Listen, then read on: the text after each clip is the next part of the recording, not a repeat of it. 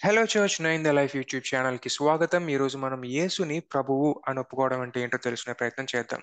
సాధారణంగా మనలాంటి బైబిల్స్ పట్టుకొని మేము కూడా క్రైస్తవులం అని చెప్పుకునేటటువంటి అనేక మంది క్రీస్తు దేవుడు అని నమ్మరు. ఎందుకు నమ్మరయ్యా అని చెప్పేసి వాళ్ళని ప్రశ్నించినప్పుడు బైబిల్‌లో ఎక్కడా కూడా యేసు దేవుడని నమ్ము అని లేదు. కానీ యేసు ప్రభువు అని నమ్ము అని చెప్పేసి బైబిల్‌లో రాసుంది కదా! కాబట్టి మేము యేసుని ప్రభువుగా అంగీకరిస్తాం. కానీ యేసుని దేవునిగా మాత్రం మేము అంగీకరించం అని చెప్పేసి అంటుంటారు. సో, వాళ్ళ లాజిక్ ఏంటంటే దేవుడు ఒక్కడే అని చెప్పేసి వాక్యంలో రాయబడి ఉంది కాబట్టి, ఆ ఒక్కడు యెహోవాయే ఉంటాడు. యేసు దేవుడు ఖచ్చితంగా కాకూడదు అని చెప్పేసి వాళ్ళు చెప్తారనమాట. సో, నిజానికి వాళ్ళు ఏదైతే మాటలు మాట్లాడుతున్నారో అంటే యేసు ప్రభువు అని మేము నమ్ముతాం అని చెప్పేసి ఏదైతే అంటున్నారో అది ఎంతవరకు నిజం? సో, అది ఎంతవరకు వాళ్ళు సరిగ్గా అర్థం చేసుకున్నారనే విషయాన్ని గురించి ఈరోజు మనం స్టడీ చేసే ప్రయత్నం చేస్తాం. సో, అందులో భాగంగా ప్రభువు అని ఒప్పుకోవడం అంటే ఏంటో తెలుసుకుందాం. ఓకే. సో, బట్ అంతకంటే ముందు ఒకసారి వాళ్ళు రాసినటువంటి ఒక వచనాన్ని ఇంకొంచెం డీపర్‌గా, కొంచెం ఎక్కువగా స్టడీ చేసే ప్రయత్నం చేద్దాం. వాళ్ళు తీసుకున్నటువంటి వచనం రోమీయులకు రాసినటువంటి పత్రిక 10:9 నుంచి వాళ్ళు చెప్తున్నారు. సో, కొంచెం మనం కిందకెళ్తే పౌలు ఈ ఆర్గ్యుమెంట్ చేయడానికి గల కారణం ఏంటో మనకి క్లియర్‌గా అర్థమవుతుంది. సో, పౌలు ఈ ఆర్గ్యుమెంట్‌ని చేస్తున్నప్పుడు యెషయాని, యోవేల్‌ని వాళ్ళిద్దరి చేతులు పట్టుకొని, వాళ్ళిద్దరు రాసినటువంటి వాక్యాల్ని పట్టుకొని ఈ యొక్క స్టేట్‌మెంట్‌ని చేస్తున్నారు. సో, మనం అసలు ఇంతకీ జో యోవేల్ ఏమంటున్నాడు, అలాగే యెషయా ఏమంటున్నాడు అనే విషయం మనకు అర్థమవుతే, అసలు ఇంతకీ పౌలు యొక్క ఇంటెన్షన్ ఏంటో క్లియర్‌గా మనకు అర్థమవుతుంది. సో, ఈ విషయాన్ని మనం స్టడీ చేయడానికి ఆహ్, కొంచెం మనం ముందుకెళ్తాం. బట్ అంతకంటే ముందు ప్రభు అనే పదానికి మీనింగ్ ఏంటో మనం తెలుసుకునే ప్రయత్నం చేద్దాం. సో, ప్రభు అనే పదానికి గ్రీక్‌లో కురియోస్ అనే పదాన్ని యూజ్ చేశారనమాట. సో, కురియోస్ అనేటటువంటి పదాన్ని బ్రాడ్‌గా 3 డిఫరెంట్ వేస్‌లో వాళ్ళు యూజ్ చేయడం మనం గమనించగలుగుతాం. అంటే ఆ కాలంలో ఉన్నటువంటి ప్రజలు గ్రీక్ మాట్లాడేటటువంటి ప్రజలు ఉపయోగించడం మనం గమనించగలుగుతాం. ఒకటి, దేవుళ్ళ గురించి మాట్లాడుతున్నప్పుడు ప్రభు అనే పదాన్ని ఉపయోగిస్తారనమాట. 2, రాజులకి సంబంధించి లేదంటే ల్యాండ్ లార్డ్స్‌కి లేదంటే ఆహ్, పూజారులకి లేదంటే అటువంటి పొజిషన్‌లో ఉన్నటువంటి వ్యక్తులకి కురియోస్ అనేటటువంటి పదాన్ని ఉపయోగించడం మనం గమనించగలుగుతాం. మూడో కేటగరీ ఏంటంటే మనుషుల్ని కూడా దేవుళ్ళుగా గుర్తించి వాళ్ళు వాళ్ళని పూజించడం చేస్తుంటారనమాట. సో, ఆ కేటగరీలో కూడా అటువంటి వ్యక్తుల్ని కురియోస్ అనేటటువంటి పదంతో సంబోధించడం మనం గమనించగలుగుతాం. సో, ఇక్కడ డివైనైజ్డ్ హ్యూమన్ బీయింగ్ అనేటటువంటి కేటగరీ ఏదైతే ఉందో, అంటే మనుషుల్ని దేవుడుగా కొలిచేటటువంటి ఆచారం ఏదైతే ఉందో, అది క్రైస్తవ్యంలోనూ లేదు, అలాగే యూదా మతంలోనూ లేదు కాబట్టి నేను ఆ మీనింగ్‌ని కొట్టేస్తున్నాను. ఎటొచ్చి ఇప్పుడు 2 మీనింగ్‌లుంటాయి మనకి. అయితే కురియోస్ అనే పదాన్ని పౌలు ఉపయోగించినప్పుడు దేవుడు అనే ఉద్దేశంతో యేసు ప్రభువుకి ఆపాదిస్తూ మాట్లాడుండాలి. లేదా కురియోస్ అనే పదాన్ని ఆహ్, మీ యొక్క మాస్టర్‌గా మీరు గుర్తించండి.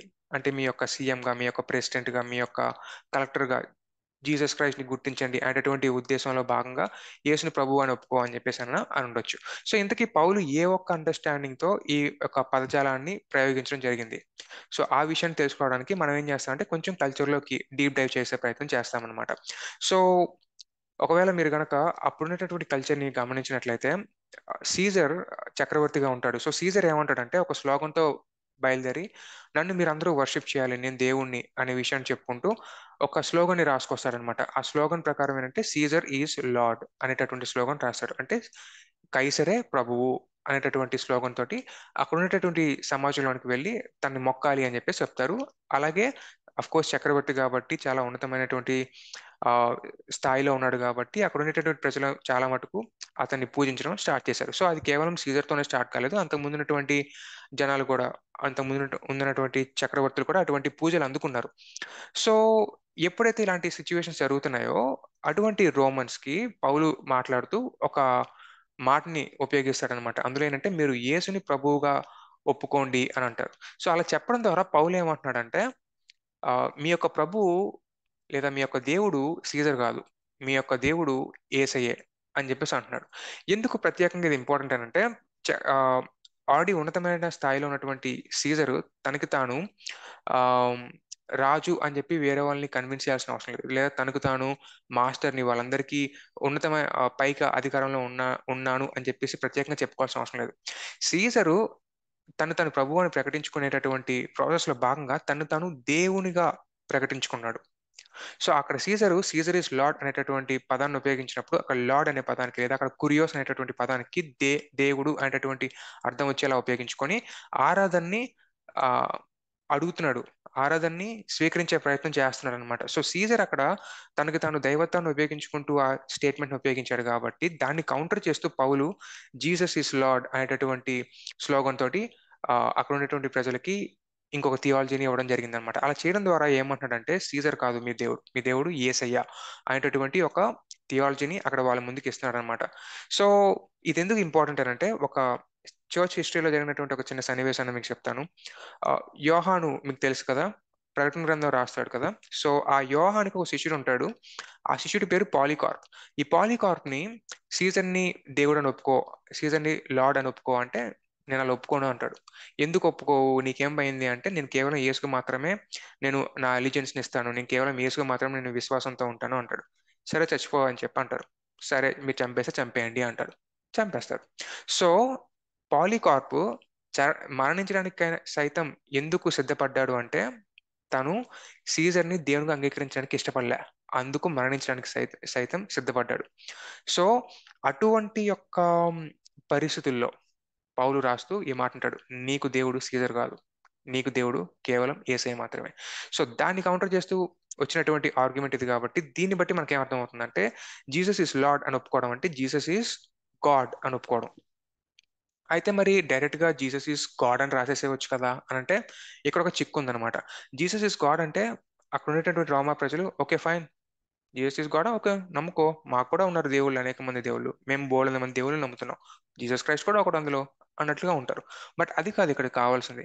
అక్కడ ఒక సోషియో పొలిటికల్ సినారియోలో ఒక కౌంటర్ పాయింట్ అనేది కావాలి. అంటే జై తెలంగాణకి, జై సమైక్యాంధ్ర అనేది ఒక కౌంటర్ పాయింట్‌గా ఉపయోగించడానికి ఎలా అయితే వాడుకున్నారో ఆ స్లోగన్‌ని, ఈ స్లోగన్‌కి Jesus is Caesar is Lord అని అన్నప్పుడు జీసస్ ఈస్ లార్డ్ అనేటటువంటి స్లోగనే కరెక్ట్‌గా మ్యాచ్ అవుతుంది. జీసస్ ఈస్ గాడ్ అన్నాడంటే మళ్ళీ అక్కడ కౌంటర్ చేయడం అనేది అవ్వదు.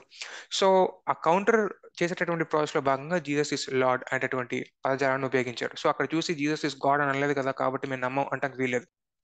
అండ్ దెన్ మనం ఇంకొంచెం ముందుకొచ్చేస్తాం. ముందుకొచ్చినప్పుడు ఇంకొంచెం గ్రీక్ కల్చర్‌ని కొంచెం టచ్ చేయాలి అనుకుంటే ఆహ్, సీజర్ ఈస్ లార్డ్ అని అన్నప్పుడు, జీసస్ ఈస్ లార్డ్ అని చెప్తున్నాం గదా! చెప్తున్నప్పుడు దాన్ని ఒప్పుకోవాలి అని చెప్పేసి పౌలు అంటాడనమాట. ఒప్పుకోవడం అంటే ఏంటి? సాధారణంగా బాప్తిస్మం తీసుకున్న టైం పీరియడ్‌లో మనం జీసస్ ఈస్ లార్డ్ అని చెప్పి మనం ఒప్పుకుంటాం. అయితే అక్కడితో ఆగకూడదు.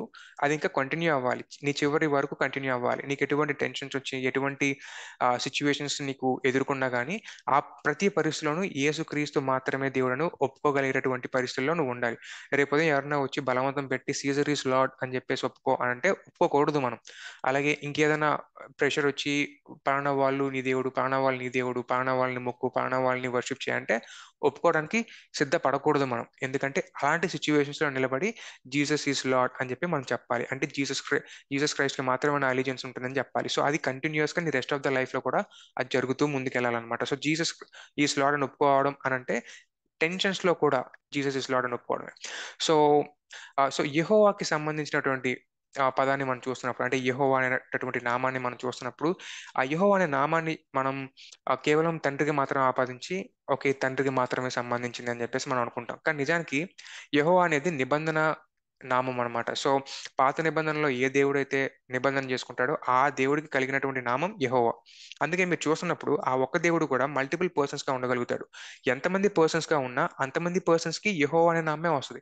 ఎందుకంటే అందరికీ ఉన్నది సేమ్ ఐడెంటిటీ కాబట్టి. సో, ఒక్క దేవుడే ఇన్‌ఫాక్ట్ మల్టిపుల్ పర్సన్స్‌గా ఉంటున్నాడు కాబట్టి, ఆ ఒక్క దేవుడికే యెహోవా అనే నామం ఉంది కాబట్టి, ఆ ఒక్క దేవుడు మల్టిపుల్ పర్సన్స్‌గా రిప్రజెంట్ చేసుకున్నా గాని, ఆ మల్టిపుల్ పర్సన్స్‌కి ఆ ఒక్క దేవుడి యొక్క నామే చెందుతుందనమాట. సో, ఇదే విషయాన్ని మీకు ఇంకొంచెం సింప్లిఫై చేసి చెప్పాలి అనంటే ఆహ్, యెహోవాకి యెహోవా నామం ఉంది. అలాగే యెహోవా దూతకు కూడా యెహోవా నామమే ఉంది. సో, అక్కడ దూత అనంటే మళ్ళీ మనం సెకండ్ గ్రేడ్ సిటిజన్ అన్నట్లుగా మనం గమనించే మనం ఆలోచిస్తాం గానీ, నిజానికి దూత అనేటటువంటి పదం తన యొక్క జాబ్ డిస్క్రిప్షన్‌ని బట్టి అక్కడ మనకు కనిపిస్తుంది. ఆ పర్టిక్యులర్ యాస్పెక్ట్‌లో తన జాబ్ డిస్క్రిప్షన్‌ని బట్టి దూత అని అంటున్నారు గానీ, నిజానికి ఆ యెహోవా దూత కూడా యెహోవానే. యెహోవా యొక్క రెండవ మేనిఫెస్టేషన్, యెహోవా యొక్క అనదర్ మేనిఫెస్టేషన్ అని చెప్పేసి మనం ఆల్రెడీ పాత నిబంధనలో తత్వం అనేటటువంటి సీరీస్‌ని చేస్తున్నప్పుడు మనం డిస్కస్ చేసాం. సో, దీన్ని మనం డివైన్ ఫ్లూయిడిటీ అని అంటాం. ఒకవేళ మీరు గనక ఆ సీరీస్‌ని చూడకపోతే ఫస్ట్ వీడియోని ఖచ్చితంగా ఆ సీరీస్‌లో మీరు చూసే ప్రయత్నం చేయండి. నేను చెప్పేది మీకు క్లారిటీగా వస్తది. 32:32లో ఉన్నటువంటి వచనాన్ని బట్టి చూస్తున్నప్పుడు ఏదైతే యెహోవాకు ఆపాదించారో ఆ యొక్క వాక్యాన్ని జీసస్ క్రైస్ట్‌కి అప్లై చేయడం ద్వారా జీసస్ క్రైస్ట్ పాత నిబంధనకి సంబంధించినటువంటి దేవుడు అనే యొక్క విషయాన్ని ఇక్కడ పౌలు కూడా ఎక్స్ప్లెయిన్ చేస్తున్నాడు. సో నేను అందుకే మీకు ఇందాక చెప్పాను అనమాట. పౌలు ఆ స్టేట్మెంట్ చేయడానికి ఇటు యెషయాని, ఇటు యోవేలు ఇద్దరి చేతులు పట్టుకున్నాడని చెప్పాను. సో ఎందుకు యోవేలు ఎందుకు ఆ మాట మాట్లాడుతున్నాడో మనకు అర్థమవుతే అసలు దాని యొక్క ఇంటెన్షన్ ఏంటో మనకు అర్థమవుతుంది. సో యోవేలు ఏదైతే యెహోవాకి ఆపాదించాడో అదే వచనాన్ని యేసుక్రీస్తుకి అప్లై చేయడం ద్వారా యేసుక్రీస్తు కూడా యెహోవాకి తక్కువ కాదు. యేసుక్రీస్తు యేసుక్రీస్తే ఇన్ఫాక్ట్ చెప్పాలంటే పాత నిబంధనకి సంబంధించినటువంటి ఆ యెహోవా లేదా ఆ ఓల్డ్ టెస్టిమెంట్ దేవుడు అనే విషయాన్ని చెప్పే ప్రయత్నం చేస్తున్నాడు అనమాట. నెక్స్ట్ మనం ఇంకొంచెం క్లియర్ గా డీప్ డైవ్ చేసి అసలు లార్డ్ అనే పదాన్ని ఆ, జీసస్ క్రైస్ట్ అప్లై చేస్తున్నప్పుడు పౌలు ఎలా వాడాడో కూడా మనం స్టడీ చేసే ప్రయత్నం చేద్దాం. సో పాత నిబంధనలో చాలా మటుకు యెహోవాకి సంబంధించి అనేకమైనటువంటి వచనాలు ఉంటాయి. సో పౌలు దాన్ని కోట్ చేస్తున్నప్పుడు కొన్ని కొన్ని వచనాల్ని యెహోవాకే ఆపాదించి అలా వదిలేస్తాడు. కానీ కొన్ని కొన్ని వచనాలను మాత్రం జీసస్ క్రైస్ట్ కి రీప్లేస్ చేస్తాడు. సో ఏ వచనాలు యెహోవాకు వదిలేస్తాడు, వచనాలు జీసస్ క్రైస్ట్ కి ఆపాదిస్తాడు అనే విషయాన్ని ఇక్కడ మీకు స్లైడ్స్ లో చెప్పాను. కావాలంటే మీరు స్క్రీన్ షాట్ తీసుకోవచ్చు అండ్ దెన్ ఫర్దర్ గా స్టడీ చేయొచ్చు. సో కొన్ని కొన్ని మచ్చుకి మీ ముందుకు పెడుతున్నాను. ఒకవేళ మీరు కావాలనుకుంటే పాజ్ చేసి స్క్రీన్ షాట్ తీసుకొని ఇంకొంచెం స్టడీ చేసే ప్రయత్నం చేయండి.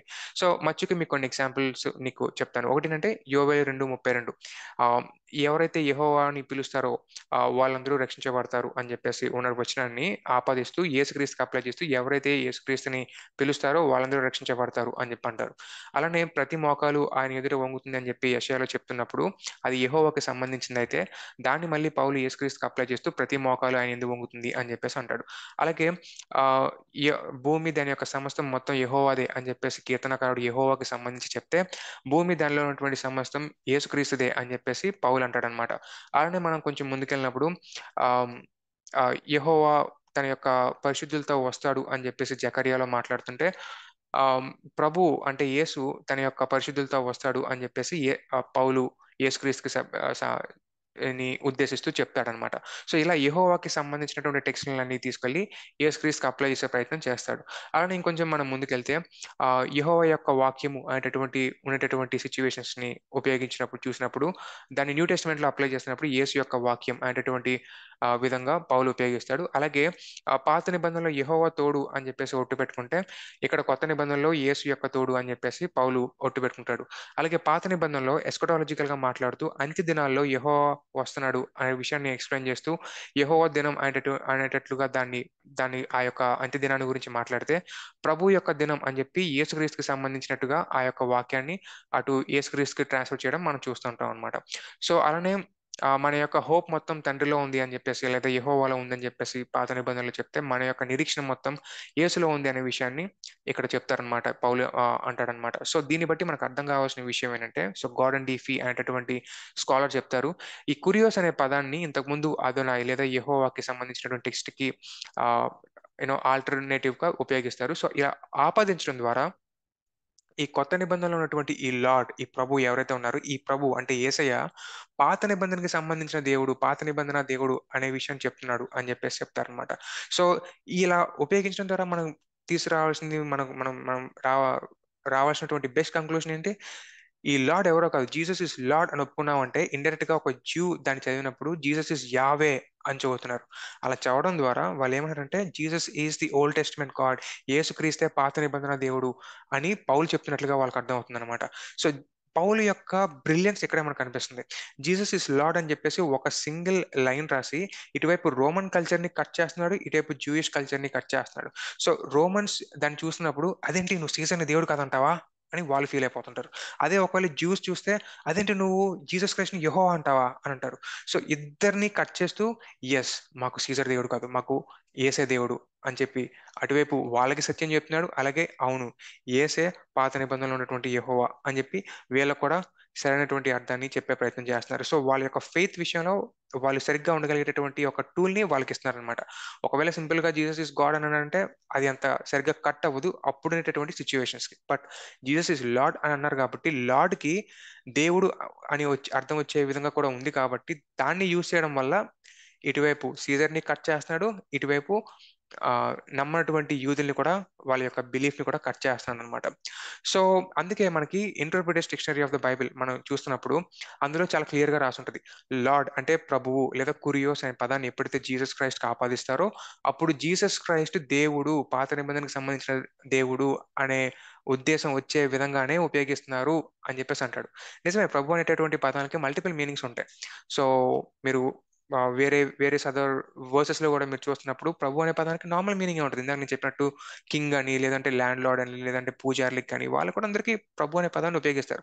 కానీ స్పెసిఫికల్లీ జీసస్ క్రైస్ట్‌కి ఉపయోగించినప్పుడు మాత్రం, జీసస్ క్రైస్ట్ విషయంలో ఆయన దేవుడు అనే అర్థం వచ్చేలాగా వాడుతున్నారనమాట. ఎందుకంటే యెహోవాకి ఏవైతే టెక్స్ట్‌లు ఉపయోగించారో, అవే టెక్స్ట్‌లు యేసుకు కూడా ఉపయోగించారు కాబట్టి. అది మిగతా వాళ్ళకి ఉపయోగించలేదు.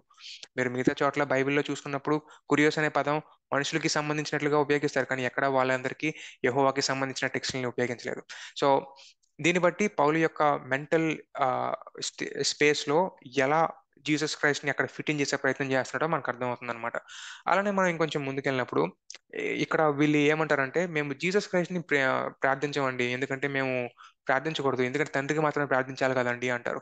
కానీ వాళ్ళు గనుక ఒకవేళ 12వ వచనం చూసినట్లయితే అక్కడ ఒక మాట ఉంటది. "యూదుడని, గ్రీసు దేశస్థుడని భేదం లేదు. ఒక్క ప్రభువే అందరికీ ప్రభువై ఉన్నాడు. తనకు ప్రార్థన చేయు వారందరి ఎడల ఆయన కృప చూపుటకై ఐశ్వర్యవంతుడై ఉన్నాడు" అని అంటాడు. సో, అక్కడ ప్రార్థన చేయు వారందరి ఎడల అని ఎవరి గురించి మాట్లాడుతున్నాడు? యేసు గురించే మాట్లాడుతున్నాడు. ప్రభువు ఇక్కడ ఎవరు అంటే ఆబ్వియస్‌లీ యేసే. ఎందుకంటే ఇక్కడ పైన వచనాలు చూసారు కదా! యేసు ప్రభువు అని ఒప్పుకునేవాళ్ళు అనుంది. సో, అక్కడ యేసు గురించే మాట్లాడుతూ యేసుకి ప్రార్థన చేయి వాళ్ళందరి ఎడల కృప చూపడానికి యేసు ఐశ్వర్యవంతుడై ఉన్నాడనే విషయాన్ని ఇక్కడ చెప్తున్నారు. సో, దీన్ని బట్టి చూసుకున్నప్పుడు వాళ్ళు కూడా యేసుకు ప్రార్థన చెయ్యొచ్చు. సో, ఈ వచనాన్ని అంటే 10, 9ని ఒకవేళ వాళ్ళు గనక యూజ్ చేస్తే కౌంటర్‌గా మనం ఎక్కడి దాకా వెళ్ళక్కర్లే 12వ వచనం దగ్గరికెళ్ళినప్పుడు కౌంటర్ అనేది మనకొచ్చేస్తుంది. అయితే మనం ఇంకొంచెం డీప్ డైవ్ చేసే ప్రయత్నం చేద్దాం. సో, అసలు ఇంతకీ కాల్ అపాన్ అనేటటువంటి పదానికి అర్థం ఏంటి? తెలుగులో దాన్ని ప్రార్థన చేయువారందరి ఎడల అన్నట్లుగా ట్రాన్స్‌లేట్ చేశారు. బట్ కాల్ అపాన్ అనేటటువంటి పదానికి మీనింగ్ ఏంటో మనం తెలుసుకునే ప్రయత్నం చేద్దాం. So, Jesus and God of Israel అనేటటువంటి ఈ బుక్‌లో స్కాలర్ చెప్తారనమాట. సో, నిజానికి పాత నిబంధనలో calling upon the name of the lord అనేటటువంటి లేదా కాల్ అపాన్ అనేటటువంటి ఫ్రేజ్‌ని ఎప్పుడైతే ఉపయోగించారో దాన్ని యూజువల్లీ యెహోవాకు ఆపాదిస్తూ ఉపయోగిస్తారనమాట. సో, అలా యూజ్ చేయడం ద్వారా వాళ్ళేమంటున్నారంటే, వాళ్ళ యొక్క ఉద్దేశ్యం ఏంటంటే, అదంతా కూడా ఒక కల్టిక్ డివోషన్ లేదా కల్టిక్ ప్రాక్టీస్ లేదా వర్షిప్ ప్రాక్టీస్ చేసేటటువంటి స్పేస్‌లో ఆ పదాన్ని యూజ్ చేస్తారనమాట. అలా యూజ్ చేయడం ద్వారా వాళ్ళేమంటున్నారంటే, యెహోవాని మీరు ఆరాధించండి. యెహోవాకి మీ యొక్క ఫుల్ డివోషన్ చూపించండి అన్నటువంటి ఉద్దేశంలో భాగంగా వాళ్ళు call upon the name of Yahweh. యెహోవా యొక్క నామాన్ని కాల్ అపాన్ చేయండి అని చెప్పేసి అంటారనమాట. సో, కాల్ అపాన్ అనేటటువంటి పదానికి మీనింగ్ ఏంటి? వర్షిప్ చేయడం, ఆరాధించడం, ఆయనకి ఆయనకి విధేయులుగా ఉండడం అనేటటువంటి యొక్క అర్థం వస్తుందనమాట.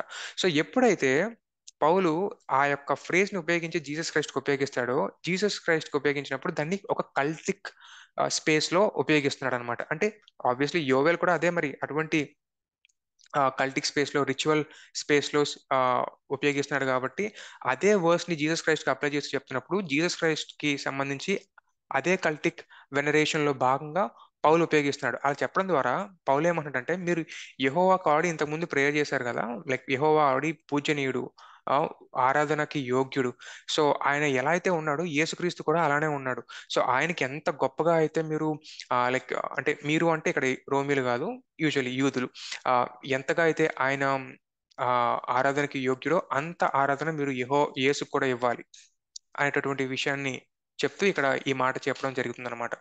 సో, యెహోవాకి యూజ్ చేసినటువంటి ఆ కాల్ అపాన్ అనేటటువంటి పదాన్ని యేసుక్రీస్తుకి అప్లై చేయడం ద్వారా పౌలు అక్కడున్నటువంటి వ్యక్తులందరినీ పిలుస్తున్నాడనమాట. యేసుకి మీరు మీ ఆరాధననివ్వండి. యేసుకి మీ యొక్క డివోషన్‌నివ్వండి. యేసుని పబ్లిక్‌లో రికగ్నైజ్ చేయండి.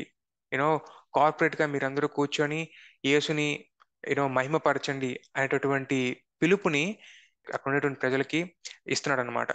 సో, ఇదే విషయాన్ని అక్కడ మీరు ఇంకొంచెం క్లియర్‌గా పాజ్ చేసి చదువుకుంటే మీకింకా అర్థమవుతుంది. సో, యోవేలుకి రాసినటువంటి వచనాన్ని యేసుకి అప్లై చేయడం ద్వారా యేసే పాత నిబంధన దేవుడు అనే విషయాన్ని చెప్తున్నారనమాట. సో, అలా చేయడం ద్వారా ఎర్లీ బిలీవర్స్ ఇటువైపు యెహోవాకి యెహోవా స్థానాన్నిస్తూ, అలానే యేసుక్రీస్తుకు కూడా ఒక స్థానాన్ని ఇస్తూ ఆహ్, ఒక వర్షిప్‌ని ఎలా కొనసాగించాలో ఒక అప్రోప్రియేట్ మార్గాన్ని ఎన్నుకున్నారు. లైక్ తెలుసుకున్నారని చెప్పొచ్చు మనం. సో, ఇంకొంచెం మనం ముందుకెళ్తే డేవిడ్ క్యాప్స్ అనేటటువంటి ఒక స్కాలర్ కూడా చెప్తారనమాట. ఎర్లీ క్రిస్టియన్స్ జీసస్ని గాడ్ ఆఫ్ ఇజ్రాయెల్, ఇజ్రాయెల్ యొక్క దేవుడిగా గుర్తించారు అని చెప్పేసి అంటున్నారు అనమాట. సో దీనికోసం అఫ్ కోర్స్ మీరు ఇంకొంచెం డీటెయిల్గా చదవాలనుకుంటే ఇప్పుడు నేను చెప్పిన వచనాలతో భాగంగా మీరు ఆ బుక్స్ని కూడా తీసుకొని మీరు తెలుసుకోవచ్చు. సో ఇదే విషయాన్ని డిక్షనరీ ఆఫ్ జీసస్ అండ్ గాస్పిల్స్ అనేటటువంటి ప్రదేశంలో కూడా మనం చూడగలుగుతాం అనమాట. సో పాత నిబంధనలు ఏవైతే యెహోవాకి ఆపాదించారో అటువంటి వచనాల్ని యేసుకి అప్లై చేయడం ద్వారా యేసు పాత నిబంధనకి సంబంధించిన దేవుడు, యేసు దేవుడు, ఒక రకంగా యేసు దైవత్వాన్ని కలిగి ఉన్నాడు అనే విషయాన్ని చెప్తున్నారనమాట. సో ఒక రిలీజియస్ సెన్స్ లో ఆమ్, ఈ యొక్క కురియోస్ అనేటటువంటి పదాన్ని ఉపయోగిస్తున్నారు, అంటే ప్రభు అనేటటువంటి పదాన్ని ఉపయోగిస్తున్నారు. ఇలా ఉపయోగించడం ద్వారా ఖచ్చితంగా యేసులో దైవత్వం ఉంది అనే విషయాన్ని, లేదా యేసు దేవుడు అనే విషయాన్ని ఇంప్లై చేస్తున్నారు అనే విషయాన్ని ఇక్కడ ఈ డిక్షనరీ మనకి తెలియజేస్తుంది అనమాట. అయితే మనకు ఒక క్వశ్చన్ వస్తుంది. సో ఏ విషయాల్లో తండ్రికి సంబంధించినటువంటి వచనాలు తండ్రికే వదిలేశారు, అలాగే ఏ విషయాల్లో యెహోవాకి సంబంధించినటువంటి విషయాల్ని క్రీస్తుకి ఆపాదించారు అని మనకు డౌట్ వస్తుంది. సో దాన్ని ఈ బుక్ లో ఆల్రెడీ క్లియర్ గా ప్రస్తావించారు. సో కొన్ని విషయాల్ని ఏవైతే పాత నిబంధనలో తండ్రికి సంబంధించినవి ఉన్నాయో అవి కొత్త నిబంధనలు కూడా తండ్రికి వదిలేశారు. ఏవైతే కొన్ని విషయాలు యెహోవాకి సంబంధించి పాత నిబంధనలు ఉన్నాయో వాటిని తీసుకెళ్లి జీసస్ క్రైస్ట్ కి అప్లై చేయడం జరిగింది. సో ఎందుకు మనకి ఈ డిఫరెన్షియేషన్ చేశారు అని చెప్పేసి ఆలోచించినప్పుడు నాకు తట్టిన కొన్ని విషయాలు మీకు చెప్తాను. సో పాత నిబంధనలో మీరు కనుక ఒకవేళ పాత నిబంధనల త్రిత్వం అనే సిరీస్ ని చూసినట్లయితే టూ బట్ వన్ అనేటటువంటి ప్రిన్సిపల్ మనకి వెళ్తుంది. అక్కడ ఇద్దరు ఉన్నట్లుగా మనకు అనిపిస్తుంది, కానీ ఒకరితోనే మాట్లాడుతున్నారు అన్నట్టుగా అనిపిస్తుంది. ఫర్ ఎగ్జాంపుల్ మోసే మండుతున్నటువంటి పదలో ఉన్నటువంటి వ్యక్తులతో మాట్లాడుతున్నప్పుడు అక్కడ ఇద్దరున్నారేమో అనిపిస్తుంది, కానీ ఒకరితో మాట్లాడుతున్నట్లుగానే ఉంటుంది. అలాగే గిడియోన్ కూడా మాట్లాడుతున్నప్పుడు అక్కడ యెహోవా దూత ఇద్దరు ఉన్నట్లుగా కనిపిస్తుంది, కానీ అక్కడ మాట్లాడుతున్నప్పుడు ఒకరితోనే మాట్లాడుతున్నట్టుగా అనిపిస్తుంటుంది. ఎందుకంటే ఒక్క దేవుడు మల్టిపుల్ పర్సన్స్ గా తను తాను మేనిఫెస్ట్ చేసుకోగలుగుతాడు. సో ఐడెంటిటీ అనేది సేమ్ అవుతున్నప్పుడు, డిఫరెన్స్ ఏమీ లేనప్పుడు పెద్దగా డిఫరెన్షియేషన్ చూపించాల్సిన అవసరం లేదు. అందుకే పాత నిబంధనలో జస్ట్ నార్మల్ గా యెహోవా అని ఉంది. ఒకవేళ డిస్టింక్షన్ తీసుకొచ్చినా జస్ట్ చాలా స్లైట్ గా యెహోవా దూత, యెహోవా వాక్యం, యెహోవా నమ్మని జస్ట్ కొంచెం స్లైట్ గా అలాగా మనకి ఒక చిన్న హింట్ ఇచ్చి వదిలేసినట్లు, ఒక కీ ఇచ్చి వదిలేసినట్లుగా రాసేసి పెడతాం జరిగింది. కానీ 2000 సంవత్సరాల క్రితం ఒక అద్భుతం జరిగింది. ఆ అద్భుతం ఏంటంటే ఆ చెప్పా కదా, ఒక దేవుడు మల్టిపుల్ పర్సన్స్ గా తను తాను మేనిఫెస్ట్ చేసుకోగలుగుతాడని. సో ఆ ఒక్క యెహోవా తను తను రెండో పర్సన్ గా మేనిఫెస్ట్ చేసుకున్న తర్వాత ఆ వ్యక్తి ఆ రెండవ వ్యక్తిగా మేనిఫెస్ట్ చేసుకున్నటువంటి ఆ యెహోవా భూమి మీదకి వచ్చినప్పుడు మానవ అవతారాన్ని కూడా ఎత్తాడనమాట. సో అలా చేయడం ద్వారా తను 100% మానవత్వాన్ని కలిగి ఉన్నాడు, అలాగే 100% దైవత్వాన్ని కూడా కలిగి ఉన్నాడు. ఇప్పుడు ఈ రెండవ పర్సన్ లో ఒక ఆంటలాజికల్ చేంజ్ వచ్చింది. సో ఈ యొక్క రెండవ యెహోవా మరణించాడు, తిరిగి లేచాడు. సో జాబ్ డిస్క్రిప్షన్ అనేది చాలా క్లియర్ గా డిఫైన్ అయిపోయింది ఇక్కడ. సో ఎవరైనా కానీ ఈ యొక్క పర్సన్ ని గుండా వెళ్తేనే తండ్రిని మనం చేరుకోగలుగుతాం. ఇంకో రకంగా చెప్పాలంటే యెహోవాని మనం చేరుకోగలుగుతాం. ఒకవేళ అది కనుక చేయలేదు అని అంటే మనకి ఎటువంటి రక్షణ అనేది ఉండదు. ఎందుకంటే ఆ రెండవ పర్సన్ ద్వారానే రక్షణ అనేది మనకు వస్తుంది, కాబట్టి ఆయన మాత్రమే మార్గం కాబట్టి. కాబట్టి ఇక్కడ రోల్స్ ని డిఫైన్ చేసిన పరిస్థితి ఏర్పడింది. సో అందుకని ఈ కొత్త నిబంధనలోకి వచ్చేసరికి ఆ యొక్క పాత నిబంధనలో క్లమ్జీగా మొత్తం కలిపి ఒకే యెహోవాకి పెట్టినవి అన్ని కూడా డిఫరెన్షియేట్ చేస్తూ ఏ యెహోవాకి సంబంధించిన వచనాలు ఆ యెహోవాకి పెడతాం జరిగింది. సో అలా చేయడం ద్వారా ఒక క్లియర్ కట్ క్లారిటీని మనకి తీసుకొచ్చే ప్రయత్నం చేశారు. అందుకే పాత నిబంధనలో యెహోవా దినం అని చెప్పి ఉన్నప్పుడు కొత్త నిబంధనలో అది యేసు దినం అని చెప్పి చెప్పడం జరిగింది. ఎందుకంటే యేసే రెండవ యెహోవా, అంటే ఆ, ఓ, యేసే యెహోవా తను తాను మేనిఫెస్ట్ చేసుకున్నటువంటి రెండవ పర్సన్. సో ఎందుకు ఇది చాలా ఇంపార్టెంట్ అని అంటే ఆబ్వియస్లీ దేవునికి మనకి ఈ మధ్య సంబంధం తెగిపోయినప్పుడు ఆబ్వియస్లీ దేవుడు ఇనిషియేట్ చేస్తేనే కానీ మనిషి దేవునితో కలవనటువంటి పరిస్థితి. కాబట్టి ఆయన మనకి ప్రధాన యాజకుడిగా ఉండి ఆయన దేవుని యొక్క సన్నిధిలోకి వెళ్ళడం జరిగిందనమాట. సో ఏ ఒక్క వ్యక్తి కూడా ఆయనకి సంబంధించినటువంటి రైచియస్నెస్ ని మనం ఎర్న్ చేయలేం. సో అటువంటిది ఎర్న్ చేశాడు కాబట్టి జీసస్ క్రైస్ట్ తను ప్రధాన యాజకుడుగా మనందరి బదులు తండ్రి సన్నిధిలోకి వెళ్ళడం జరిగింది. సో ఇప్పుడు ప్రధాన యాజకుడు ఎక్సెప్ట్ చేయబడితే ఆబ్వియస్లీ ఆ ప్రధాన యాజకుడు ఎవరినైతే రిప్రజెంట్ చేస్తున్నాడో వాళ్ళందరూ కూడా ఎక్సెప్ట్ చేయబడతారు. సో ఆయన మనిషిగా ఆమ్, అంటే మానవతను కూడా సంతరించుకున్నాడు కాబట్టి దేవుని యొక్క సన్నిధిలోకి వెళ్ళటం ద్వారా, ఎక్సెప్ట్ చేయబడటం ద్వారా ఆయన చేయి పట్టుకొని దేవుని సన్నిధిలోకి యాక్సెస్ ని పొందేస్తాం. సో అలాగే ఆయన దేవుడుగా కూడా ఉన్నాడు కాబట్టి ఆ దేవుడు సమీపించ సమీపింపరాని తేజస్సులో నివసించేవాడు. సో సో, ఆయన తన్ను తాను మేనిఫెస్ట్ చేసుకోవడం ద్వారా తన యొక్క గ్లోరీని మన ముందుకు ఆయన తీసుకొచ్చి, మనకి తండ్రిని పరిచయం చేశాడనమాట. "నన్ను మీరు చూస్తే తండ్రిని చూసినట్టే" అని చెప్పి యేసు అన్నాడు గదా! సో, సేమ్ అలాగే తండ్రి యొక్క మహిమని ఆయన మన ఎదురుగా చూపించి ఒక సంబంధాన్ని క్రియేట్ చేశాడు. సో, అందుకే ఇక్కడ మీకు చూపిస్తున్నాను. ఒకవైపు మీకిక్కడ దేవుడు కనిపిస్తుంటే, ఇటువైపు మనకి మానవుడు కనిపిస్తుంటాడు. సో, ఇక్కడ యేసయ్య అంటే ఈ ఒక్క దేవుడే మల్టిపుల్ పర్సన్స్‌గా ఉండగలడు అని చెప్పాం కదా! ఈ ఒక్క దేవుడే ఇక్కడ రెండవ పర్సన్‌గా గాడ్ మ్యాన్‌గా దైవ మానవుడుగా ఉండి ఇటువైపు మనిషికి, ఇటువైపు దేవునికి మధ్య ఉన్నటువంటి సంబంధాన్ని ఎస్టాబ్లిష్ చేస్తున్నాడనమాట. సో, ఫైనల్‌గా నేను కంక్లూషన్ ఇవ్వాలనుకుంటే కొన్ని విషయాలు మీకు చెప్తాను. సెకండ్ టెంపుల్ లిటరేచర్‌లో మీరు ఎక్కడైనా చూసుకున్నప్పుడు ఎక్కడ గూడా ఒక మనిషి డివినైజ్ అవ్వడం, ఆ తర్వాత ఆ డివినైజ్ అయినటువంటి పర్సన్‌ని యూదులు ఆరాధించడం అనేటటువంటి కల్చర్ యూదా మతంలో లేదు. కాబట్టి ఆ అర్థాన్ని మనం తీసుకురాలేం. అలాగే ఇంకొక కొత్త విషయాన్ని గూడా మీకు చెప్తాను. అదేంటంటే సెకండ్ టెంపుల్ లిటరేచర్‌లో ఎక్కడా కూడా క్రియేషను దేవుడు కాకుండా వేరొకళ్ళు చేసింది లేదు. కేవలం దేవుడు మాత్రమే క్రియేట్ చేశాడు. ఒకే ఒక్క విషయం మనం చూడగలుగుతాం. అదేంటంటే కొన్ని కొన్ని చోట్ల దేవుని యొక్క జ్ఞానం ఆహ్, ప్రతి ఒక్క విషయాన్ని సృష్టించినట్లుగా మనం చూస్తాం. కొన్ని కొన్ని చోట్ల దేవుని యొక్క వాక్యం ప్రతి ఒక్క విషయాన్ని సృష్టించినట్లుగా చూస్తాం. బట్ అగైన్ అవి కూడా దేవుని యొక్క క్యారెక్టరిస్టిక్సే. సో, దేవునికి వెలుపల క్రియేషన్ వేరే వాళ్ళు చేశారన్నది మనం ఎక్కడ గమనించం. ఆ స్టేటస్‌ని కేవలం జీసస్ క్రైస్ట్‌కి మాత్రమే పౌలు ఇవ్వడం జరిగింది. సో, అలా చేయడం ద్వారా పౌలు ఇండైరెక్ట్‌గా ఏమంటున్నాడంటే, పౌలు యూదుడు గదా మరి. సో, యూదుడుగా తనకి తెలిసి నాలెడ్జ్ అంతా ఉంది. దేవుడు మాత్రమే సమస్తాన్ని క్రియేట్ చేయగలుగుతాడు. ఇప్పుడు యేసు క్రియేట్ చేశాడు అని జెప్పేసి చెప్తున్నాడు. అలా పెడతం ద్వారా పౌలు ఏమంటున్నాడంటే, జీసస్ క్రైస్ట్‌ని క్రియేటర్ అనేటటువంటి స్పేస్‌లో పెట్టేసాడు. అలా పెడతం ద్వారా జీసస్ క్రైస్ట్ ఈస్ గాడ్ అని జెప్పేసి అంటున్నాడనమాట. సో, ఏ విధంగా కూడా ఇక్కడ పౌలు జీసస్ క్రైస్ట్ యొక్క డివినిటీని యాక్సెప్ట్ చేయట్లేదు అనటానికి ఛాన్స్ లేదు. సెకండ్ టెంపుల్ లిటరేచర్‌లో ప్రకారం మనం చూసుకున్నా, లేదా యెహోవా టెక్స్ట్‌లు యేసుకి ఆపాదించారు అన్నట్లుగా మనం చూసుకున్నా, అసలు డైరెక్ట్ వచనాలు కూడా చాలా మటుకు ఉన్నాయి. మనం మాట్లాడుకోవచ్చు వాటి గురించి కూడా. సో, వాటిని దృష్టిలో పెట్టుకొని చూసుకున్నా, లేదా ఇందాక నేను చెప్పినట్టు సీజర్ ఈస్ లార్డ్ అంటే సీజర్ తను తాను దేవుడుగా చెప్పుకుంటూ తను తాను ప్రభువు అని చెప్పేసి ఒప్పుకోమని చెప్తున్నాడు. సో, దాన్ని కౌంటర్ చేస్తూ జీసస్ ఈస్ లార్డ్ అంటే జీసస్ క్రైస్టే దేవుడు, సీజర్ కాదు అనే కౌంటర్ ఆర్గ్యుమెంట్‌లో ఇచ్చాడు. సో, దాన్ని బట్టి మనం చూసుకున్నా కూడా ఎక్కడ కూడా పౌలు జీసస్ క్రైస్ట్ దేవుడు కాదు అనేటటువంటి కంక్లూషన్‌కి వచ్చాడని మనం అనుకోలేం.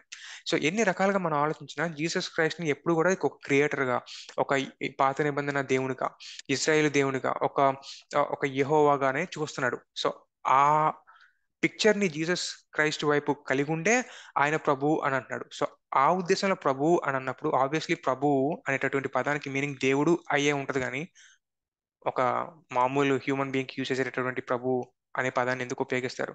So, just common sense. But again మనందరికి తెలుసు common sense is not common for all అని. సో, మనం నైసిన్ క్రీడ్‌లోకెళ్తే అక్కడ ఒక మంచి పదం అక్కడ ఉపయోగిస్తారనమాట. అదేంటంటే గాడ్ ఫ్రమ్ ట్రూ గాడ్. అలా యూజ్ చేయడం ద్వారా వాళ్ళు క్లియర్‌గా యేసుక్రీస్తు దేవుడే అని చెప్తున్నారు. సో, నైసిన్ క్రీడ్‌ని ఈరోజు మనం నమ్ముతున్నాం. ఎందుకంటే వాళ్ళు చెప్పింది యాక్యురేట్‌గా ఉంది. అండ్ దెన్ ఇప్పుడొచ్చినటువంటి ఈ డాక్ట్రిన్ ఏదైతే ఉందో అంటే జీసస్ క్రైస్ట్ దేవుడు కాదనేది అది కొత్త డాక్ట్రిన్ అన్నమాట. అయితే వీళ్ళు చేసే ఇంకొక ఆర్గ్యుమెంట్ ఏముంటదంటే 1 కొరింథీ 8:5లో ఒక్కడే దేవుడున్నాడు. ఒక్కతే ఆయన తండ్రి అని చెప్పేసి ఉంటది. ఆళ్ళేమంటారంటే ఒక్కడే దేవుడు అని చెప్పేసి బైబిల్‌లో చెప్తుంది కదా! మరప్పుడు ఒక్కడే దేవుడుంటాడు. తండ్రే అది క్లియర్‌గా రాసుంది. ఇంకేంటి మళ్ళీ అని అంటారు. అయితే మనం ఇంకో విషయం కూడా ఆలోచించాలి. ఒక్కడే దేవుడు, ఆయనే తండ్రి. ఒక్కడే ప్రభువు, ఆయనే యేసు. మరి యెహోవా ప్రభువు కాదా? ఆలోచించొచ్చు. ఇలా లాజికల్‌గా మాట్లాడి చాలా చేయొచ్చు. బట్ అసలు ఇంతకీ దాని యొక్క మీనింగ్ ఏంటి? తెలుసుకునే ప్రయత్నం చేద్దాం నెక్స్ట్ వీడియోలో. ఓకే. సో, అంతవరకు సెలవు. ఐ హోప్ ఈ యొక్క వీడియో మీకు చాలా హ్యాపీగా లైక్ గొప్ప ఇన్ఫర్మేషన్ ఇచ్చిందనుకుంటున్నాను. నెక్స్ట్ వీడియోలో మళ్ళీ కలుద్దాం. బాయ్.